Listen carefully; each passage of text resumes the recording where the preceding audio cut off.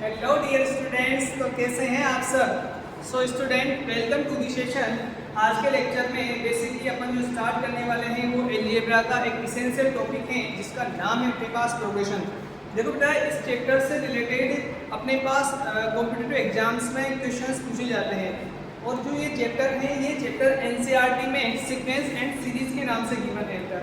और देखो, अपने जो एग्जाम है उस एग्जाम में प्रोग्रेशन के टाइप से क्वेश्चन पूछे जाते हैं अपने पास बेटा। तो आज के लेक्चर में बेसिकली अपन उसके टाइप्स के बारे में डिस्कशन करेंगे और अपन देखेंगे कि सीक्वेंस और सीरीज और प्रोग्रेशंस में क्या डिफरेंस होता है और उसके टाइप्स किस तरह से होते हैं और कुछ एग्जांपल्स अपन डिस्कस करेंगे। तो स्टूडेंट, आज का सेशन अपना इंट्रो सेशन है, उसके आने वाले सेशंस में अपन maximum to maximum question discuss करेंगे। तो basically students, once more welcome to the session. तो अपना जो चैप्टर है इसका नाम है अपने पास प्रोग्रेशन, और जो ये चैप्टर है एनसीईआरटी में ये अपने पास सीक्वेंस एंड सीरीज के नाम से गिवन है।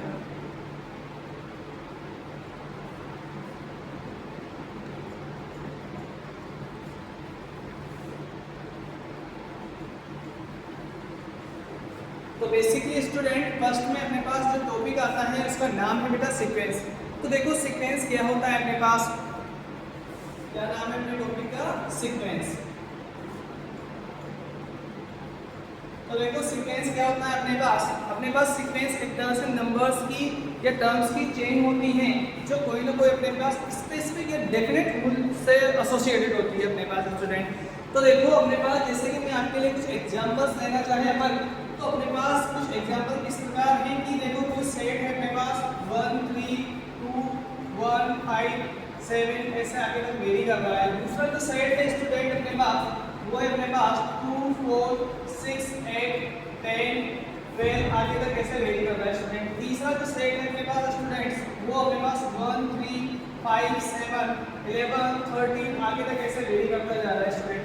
तो देखो इन थ्री सेट्स में क्या डिफरेंस है। जो फर्स्ट वाला सेट है स्टूडेंट अपने पास फर्स्ट टर्म से सेकंड टर्म में जैसे ही मूव करते हैं अपन, तो अपने पास 2 का इंक्रीज हो रहा है, फिर डिक्रीज हो रहा है, फिर डिक्रीज हो रहा है 1 नंबर का, फिर यहाँ पर 4 नंबर का इंक्रीज हो रहा है स्टूडेंट, यहाँ पर फिर 2 नंबर का डिक्रीज हो रहा है। तो स्टूडेंट इस सेट में अपने पास कोई भी स्पेसिफिक रूल या कोई भी लॉजिकल रूल फॉलो नहीं हो रहा, और सीक्वेंस में अपने पास कोई भी स्पेसिफिक रूल या लॉजिकल रूल का फॉलो होना जरूरी है। तो देखो यहाँ पर ये एक तरह से अपने पास सीक्वेंस नहीं बनेगा। सेकंड सेट पर जैसे अपन आए तो यहाँ पर अपने पास एक रूल फॉलो हो रहा है स्टूडेंट। तो इस सेट में अपने पास क्या रूल है, ये सेट इस सेट में अपना जो रूल है ये अपने पास इस तरीके से है कि tn इक्वल्स टू 2 की power 2n, n belongs to n। यहाँ पर जो ये n है एक तरह से नेचुरल नंबर है। तो देखो यहाँ पर 1 2 3 4 5 6 जैसे पुटअप करेंगे अपन तो क्या आपके पास ये सेट डिराइव हो जाएगा स्टूडेंट को बिल्कुल। तो इस वाले सेट में ये कोई ना कोई स्पेसिफिक रूल जरूर फॉलो हो रहा है। थर्ड नंबर का जो सेट है अपने पास, इस सेट को देखने पर अपन को पता चल रहा है स्टूडेंट्स कि यहाँ पर अपने पास सारे जो नंबर्स हैं ऑल नंबर्स किस तरीके के हैं, प्राइम नंबर्स हैं। तो यहाँ पर एक लॉजिकल रूल फॉलो हो रहा है जो अपने पास है प्राइम नंबर्स। क्या है स्टूडेंट्स, प्राइम नंबर्स। अब देखो स्टूडेंट, सीक्वेंस में अपने पास कोई भी स्पेसिफिक रूल या कोई भी लॉजिकल रूल जरूर फॉलो होना चाहिए। तो स्टूडेंट आप हेडिंग बनाइए सीक्वेंस और इसमें लिखिए, तो लिखिए इसमें students sequence the set of all terms arranged accordingly, the set of all terms arranged accordingly, specific rule oblique definite rule oblique logical rule। Specific बोले या डेफिनेट बोले एक ही अपने पास बात होती है बेटा, स्पेसिफिक रूल से या कोई ना कोई लॉजिकल रूल से वो क्या होगा, एसोसिएटेड होगा। सेकंड जो अपने पास टॉपिक आता है वो है सीरीज। तो बेटा सीरीज क्या होता है अपने पास, तो हेडिंग बनाओ अब आप सीरीज। तो स्टूडेंट सीरीज क्या होता है, जब अपन सीक्वेंस में जो टर्म्स गिवन है उन टर्म्स का अपन यदि उनको सम के फॉर्मेट में लिख दें तो अपने पास वो सीक्वेंस क्या कहलाने लग जाएगी, एक तरह से सीरीज कहलाने लग जाएगी अपने पास। तो फर्स्ट में आप स्टूडेंट्स की डेफिनेशन लिखो, फिर इसको अपन आगे एक्सप्लेन करते हैं। तो लिखो इसमें सीरीज हेडिंग बनाइए और इसमें लिखिए स्टूडेंट्स, लिखो इसमें सम of all the terms, sum of all the terms in sequence, sum of all the terms in sequence known as series.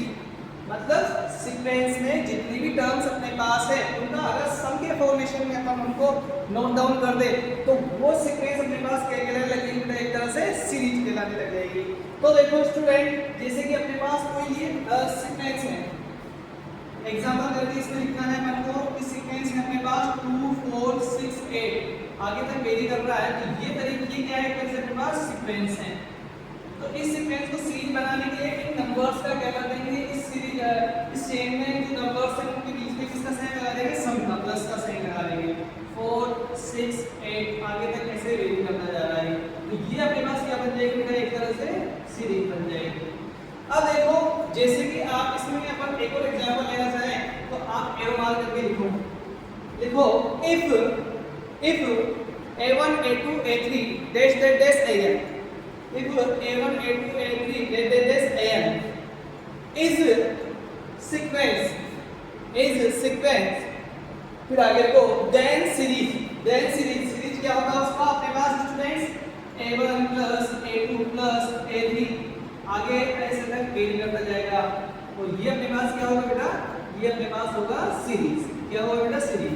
तो देखो अपन ने अभी तक सीक्वेंस और सीरीज में जो बेसिक डिफरेंस है उसको देखा है बेटा। तो देखो सीक्वेंस में अपने पास कोई ना कोई डेफिनेट रूल होना चाहिए, कोई ना कोई लॉजिकल रूल होना चाहिए। तो सीक्वेंस को सीरीज बनाने के लिए उसमें जो टर्म्स गिवन है उनका क्या निकाल लेते हैं, अपन सम निकाल लेते हैं। अब अपने पास जो टॉपिक आता है, अपना चैप्टर का नाम है वो है प्रोग्रेशन। तो हेडिंग बनाइए बेटा अपने पास प्रोग्रेशन। तो देखो प्रोग्रेशन क्या होता है अपने पास, तो हेडिंग बनाइए progression.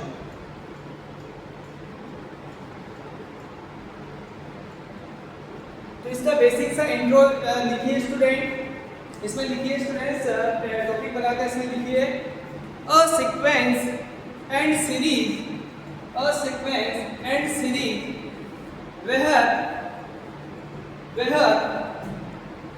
where followed by definite rule, a sequence and series where followed by definite rule, मतलब मींस अपने पास कुछ सीक्वेंस है या सीरीज है उसमें कोई ना कोई डेफिनेट रूल फॉलो हो रहा होगा, तो वो अपने पास क्या कहलाएगा, एक तरह से प्रोग्रेशन कहलाएगा बेटा। क्या कहलाएगा, वो एक तरीके से प्रोग्रेशन कहलाएगा। तो स्टूडेंट्स अपने पास जो एग्जाम्स में क्वेश्चन पूछे जाते हैं प्रोग्रेशन के टाइप से पूछे जाते हैं। तो आप हेडिंग बनाइए नेक्स्ट टाइप ऑफ प्रोग्रेशन। क्या हेडिंग बनाइए, type of progression, type of progression. तो स्टूडेंट अपने पास कितने टाइप्स के प्रोग्रेशन होते हैं, जनरली अपने पास जो प्रोग्रेशन का डिवाइडेशन है वो 5 टाइप से किया गया है स्टूडेंट। तो फर्स्ट में अपने पास जो प्रोग्रेशन आता है उसका नाम है अपने पास अरिथमेटिक प्रोग्रेशन। बेटा यहाँ पर मैं शॉर्ट फॉर्म में लिख रहा हूँ, उसको अपन जनरली रिप्रेजेंट करते हैं एपी से, इससे रिप्रेजेंट करते हैं एपी से, अरिथमेटिक प्रोग्रेशन। सेकंड नंबर का जो प्रोग्रेशन आता है अपने पास वो है अपने पास बेटा ज्योमेट्रिक प्रोग्रेशन। क्या है बेटा, ज्योमेट्रिक प्रोग्रेशन। ज्योमेट्रिक प्रोग्रेशन किससे रिप्रेजेंट करते हैं, शॉर्ट में जीपी से। इसको आप ब्रैकेट में लिख लेना, इन चीजों को साइड में पूरा लिखने के बाद साइड में अगला वाला अपने पास जो प्रोग्रेशन आता है वो है arithmetic geometric progression, AGP, arithmetic geometric progression. Fourth number का जो प्रोग्रेशन आता है अपने पास वो है अपने पास हार्मोनिक प्रोग्रेशन, इसको बोलते हैं अपन एचपी। क्या बोलते हैं स्टूडेंट, इसको एचपी। अगला जो प्रोग्रेशन आता है अपने पास फिफ्थ नंबर का वो अपने पास आता है स्टूडेंट, वो अपने पास मिसलेनियस प्रोग्रेशन, मतलब मिसलेनियस टाइप्स के कुछ क्वेश्चंस है उससे एसोसिएटेड जो प्रोग्रेशंस है उसको अपन बोलते हैं मिसलेनियस प्रोग्रेशन।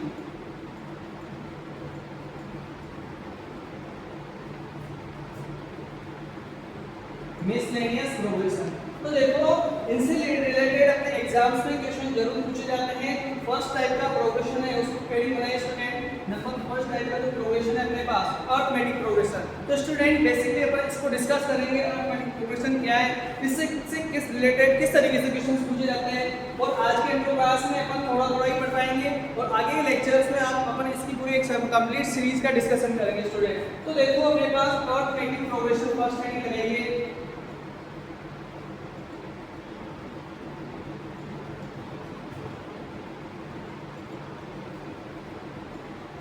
तो स्टूडेंट सबसे फर्स्ट ऑफ ऑल इसकी डेफिनेशन लिखेंगे कि अरिथमेटिक प्रोग्रेशंस की डेफिनेशंस क्या होती है। तो लिखिए इसमें अरिथमेटिक प्रोग्रेशन में इसकी डेफिनेशन लिखिए student, a sequence where a sequence where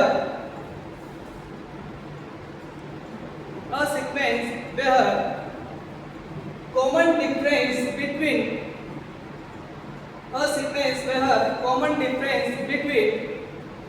all the terms is constant।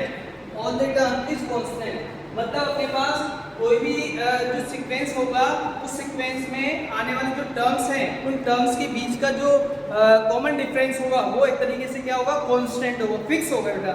जैसे कि मैं आपके लिए इसमें एक एग्जांपल लेना चाहे अपन, तो एग्जांपल में अपने पास क्या है, एग्जांपल में जैसे कि मैंने लिया अपने पास कोई एग्जांपल है अपने पास, जैसे कि मैंने लिया 2 5 7 के बाद अपने पास है 11 के बाद ये अपने पास कोई नंबर्स हैं, यहाँ पर 8 आएगा 8। तो देखो यहाँ पर अपने पास इनके बीच में जो कॉमन डिफरेंस है निकालेंगे तो क्या ऐसे निकालेंगे 5 - 2 कितना आता है कॉमन डिफरेंस 3। इसका जो डिफरेंस निकालेंगे अगली वाली टर्म्स का तो 8 - 5 इसका कॉमन डिफरेंस कितना आता है 3। अगले वाली टर्म्स का जो कॉमन डिफरेंस निकालेंगे 8 इसके कॉमन डिफरेंस कितना आता है अपने पास 2। तो देखो अरिथमेटिक प्रोग्रेशन में जो अपने पास सीरीज होती है, जो सीक्वेंस होती है, उनमें आने वाली टर्म्स के बीच का कॉमन डिफरेंस क्या होता है, कांस्टेंट होता है। क्या होता है, कांस्टेंट होता है। अब देखो एबी में अपने पास इसकी कुछ एरो मार्क करके लिखेंगे अपन आगे, तो आगे एरो लगाइए, उसमें लिखिए students, if a1 is the first term and d is common difference then AP written as अगर अपने पास कोई भी AP है, कोई भी सीरीज है जिसमें फर्स्ट टर्म क्या है अपने पास A, कॉमन डिफरेंस क्या है D, तो उस AP को किस तरीके से रिप्रेजेंट करेंगे अपन, तो देखो उस AP को अपन रिप्रेजेंट करेंगे AB, किस तरीके से रिप्रेजेंट करेंगे A, फर्स्ट टर्म A है ना अपने पास स्टूडेंट, तो A, फिर A plus D, फिर अगला वाला होगा A plus 2, आगे ऐसे कंटिन्यूअसली कैरी करता जाएगा, तो आगे अपने पास क्या आएगा A plus n minus 1 into D। आगे ऐसे अपने पास an को लास्ट टर्म्स होगी वो इस तरीके से अपने पास रिप्रेजेंट की जाएगी। देखो बेटा इस AB को अपने पास A1 A2 A3 dash n से भी रिप्रेजेंट किया जाता है। किस तरीके से रिप्रेजेंट किया जाता है स्टूडेंट इस AB को, अपने पास A1 A2 डैश आगे an, इस फॉर्मेशन से भी इसको रिप्रेजेंट किया जाता है। तो देखो स्टूडेंट अब अपन ने अरिथमेटिक प्रोग्रेशन का फॉर्मेशन देख लिया है, इसमें कॉमन डिफरेंस क्या होना चाहिए, कांस्टेंट होना चाहिए। अब एक नोट लगाइए स्टूडेंट, तो एक नोट लगा के लिखेंगे अपन कुछ बातें, इसके बाद एक एग्जांपल्स भी डिस्कस करेंगे। तो लिखिए स्टूडेंट्स,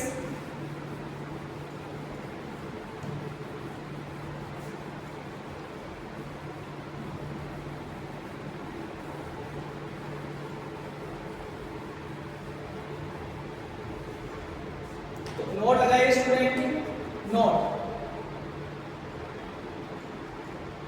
नोट में लिखिए student, if a b c if a b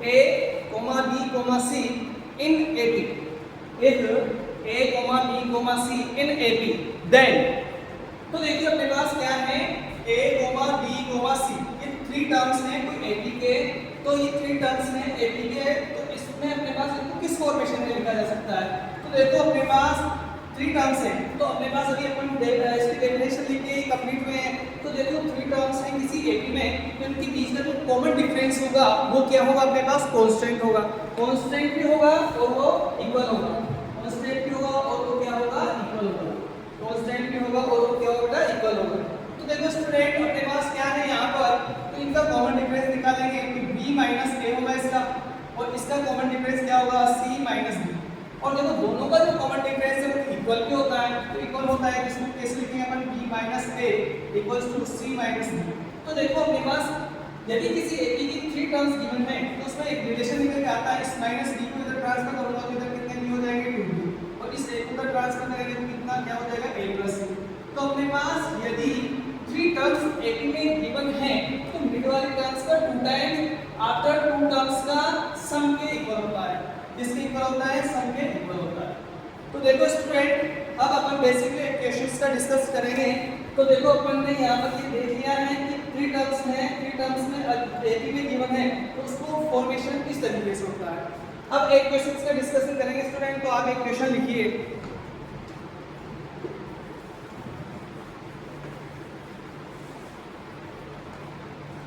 जैसा लिखिए बेटा, क्वेश्चन क्या है अपने पास, लिखो लिखो। if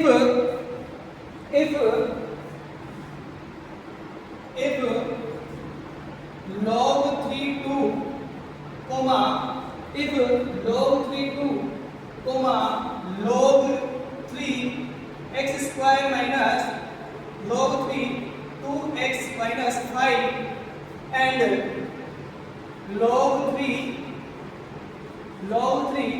2x minus 7 upon 2 log 3 2x minus 7 upon 2 in AP then find the value of x अपने पास 3 टर्म्स हैं फर्स्ट सेकंड थर्ड। ये किसमें गिवन है बेटा? AP में गिवन है। और AP में गिवन है और अपन से क्या पूछा है क्वेश्चन में कि अपन को x की वैल्यू फाइंड कीजिए। तो x की वैल्यू किस तरीके से फाइंड करेंगे? 1 बाय 1 करके आप देखिए स्टूडेंट्स इसमें कैसे निकालेंगे अपन इसमें x की वैल्यू। तो देखो इसका आंसर कैसे निकालेंगे। तो अपने पास सबसे पहले जो अपन ने भी कांसेप्ट पढ़ा है नोट में, वो कांसेप्ट क्या है स्टूडेंट्स? वो कांसेप्ट है अपने पास तो जो मिडिल टर्म्स है उसका 2 टाइम्स दोनों टर्म्स का क्या होता है? सम होता है। तो क्या उसके अकॉर्डिंग ये AP में है 3 टर्म्स तो क्या उसके अकॉर्डिंग अपन ऐसे लिख सकते हैं क्या 2b equal to a plus c। तो देखो स्टूडेंट ने यहाँ लिखूंगा कि 2 log 3 2x minus 5 equals to log 3 2 plus log 3 2x minus 7 upon 2। क्या इसको अपन ऐसे लिख सकते हैं क्या स्टूडेंट? बिल्कुल लिख सकते हैं बेटा। अब देखो इसमें अपन क्या करेंगे, अपने पास log की कुछ प्रॉपर्टीज होती है, उन प्रॉपर्टीज का यूज करेंगे। तो अपने पास देखो कुछ प्रॉपर्टी क्या इस फॉर्मेशन में होती है क्या कि n log am equals to log a m की पावर n। मतलब मींस अपने पास इस लॉगरिथम के आगे कोई टर्म्स हैं तो वो log के बाद जो नंबर है जो अपने पास टर्म्स है उसके पावर में अपने पास मूव हो जाती है। तो देखो और यहाँ पर अपने पास एक प्रॉपर्टी लगी लॉगरिथम की log a m plus log a n equals to log a m n। तो देखो यहाँ पर इस दोनों प्रॉपर्टीज का यूज करेंगे इस क्वेश्चन में। तो इसमें यूज करने पर अपने पास क्या मिलेगा स्टूडेंट्स? तो इसमें अपने पास मिलेगा स्टूडेंट्स log 3 2x minus 5 की पावर 2 और इधर क्या मिलेगा log 3 2x minus 7 upon 2। क्या ऐसे ही मिलेगा स्टूडेंट अपन को? बिल्कुल स्टूडेंट बेटा ऐसे ही मिलेगा अपन को। अब देखो अपने पास इस वाली टर्म्स में अपने पास इसकी log 3 पर इसकी जो वैल्यू है log 3 पर इसकी वैल्यू के इक्वल है। तो एक बार बताओ ये अंदर वाला जो टर्म्स है इस वाले टर्म्स के इक्वल हो जाएगा क्या? एब्सोल्युटली लॉगरिथम में ऐसा पॉसिबल है, अपन ने पढ़ा भी है लॉगरिथम में। तो लॉगरिथम में इस तरीके से प्रॉपर्टीज होती हैं और जो बाहर जो टर्म्स हैं बेस इक्वल है तो उसकी जो बाहरी टर्म्स है इक्वल होती है अपने पास। तो क्या हम यहाँ ऐसे लिख सकते हैं कि 2 की पावर x minus 5 और यहाँ पावर 2 equals to 2 की पावर x minus 7 upon 2। अब बेसिकली स्टूडेंट अपन यहाँ पर कुछ अज्यूम करेंगे कि 2 की पावर x को अपन t पुट कर देंगे। तो यहाँ लिख सकता हूँ कि मैं put p equals to 2x, मतलब 2x को क्या पुट करना है अपन को t। तो देखो t जैसे ही पुट करेंगे तो t minus 5 और इसका square plus equal to t minus 7 upon 2।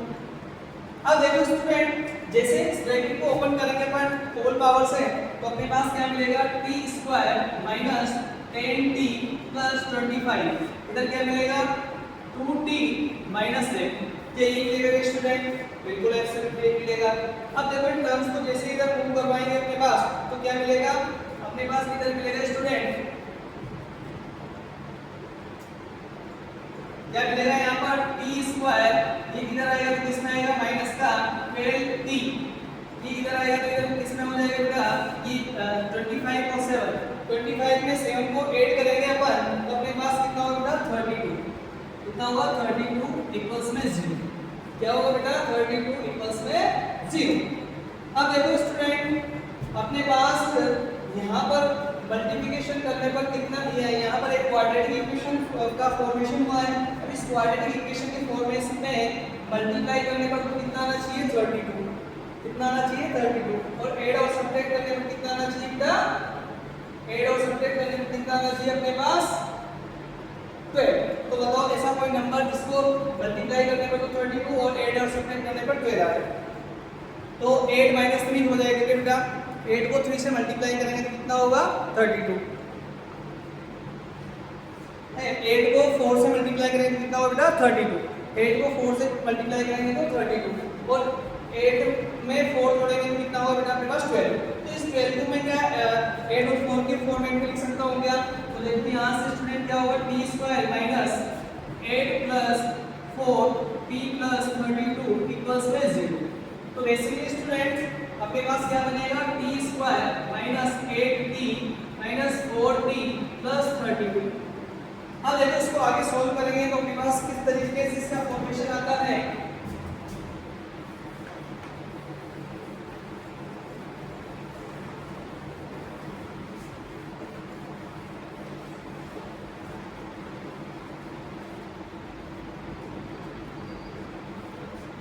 तो अपने पास क्या है T square minus 8t minus 4t plus 32 equals में 0। तो देखो स्टूडेंट्स इसमें जैसे अपन t को कॉमन लेंगे तो अपने पास यहाँ पर क्या बनेगा t माइनस 8, यहाँ से मैं माइनस का 4 कॉमन लेते हैं तो अपने पास क्या बनेगा t माइनस 8 इक्वल्स में 0। तो देखो स्टूडेंट अपने पास क्या बनेगा t माइनस 4 और अपने पास कौन कौन सी टर्म्स बनेगी t माइनस 8 इक्वल्स में 0। तो देखो स्टूडेंट इसको जैसे 0 की इक्वल करेंगे तो t इक्वल्स टू क्या हो जाएगा 4 और इधर t इक्वल्स टू कितना हो जाएगा 8। तो स्टूडेंट्स इसमें क्या करेंगे अपन 2 की पावर x इक्वल टू 4 और 2 की पावर x इक्वल टू 8। यहाँ पर t की वैल्यू मैंने वापस पुट अप कर दी है वहां पर। अब देखो इस 4 को क्या मैं ऐसे लिख सकता हूं क्या 2x 2 की पावर 2, तो x की वैल्यू यहां से कितनी मिलती है अपन को 2, और यहाँ पर इस 8 को मैं ऐसे लिख सकता हूं क्या 2 की पावर x इक्वल टू 2 की पावर 3, यहाँ से x की वैल्यू कितनी मिलती है अपन को 3। अब देखो स्टूडेंट अपने यहाँ पर जैसे ही मैं पावर 2 रखूंगा x की वैल्यू 2 रखता हूँ तो 2 की पावर 2 कितना मिलेगा अपन को 4, कितना मिलेगा बेटा 4, और 4 माइनस 5 तो कितना बनेगा -1। पर अपने पास -1 पर तो इसकी वैल्यू डिफाइन ही नहीं है, log 3 -1 पर वैल्यू डिफाइन नहीं है, तो अपने पास ये वैल्यू आना पॉसिबल नहीं होगी। और यहाँ पर जैसे ही 3 रखेंगे तो 3 रखेंगे तो अपने पास क्या होगा 2 की पावर 3 कितना जाएगा 8, 8 में से 5 जाएगा तो कितना जाएगा 3, और log 3 की वैल्यू डिफाइन है तो अपने पास x की वैल्यू क्या पॉसिबल होगा 3, यहाँ पर x की वैल्यू कितनी आएगी 3। तो स्टूडेंट्स आज के लेक्चर में अपन ने यहाँ पर x की वैल्यू 3 मिल गई है। आज के लेक्चर में अपन ने बेसिक इंट्रो पढ़ा है। So thank you students. और आज थोड़ा लेंथी क्वेश्चन हो गया अपने पास स्टार्टिंग में ही, पर कोई ना आगे जाके अपन छोटे छोटे बेसिक टू हाई लेवल के क्वेश्चन डिस्कस करेंगे। So very very thanks to students.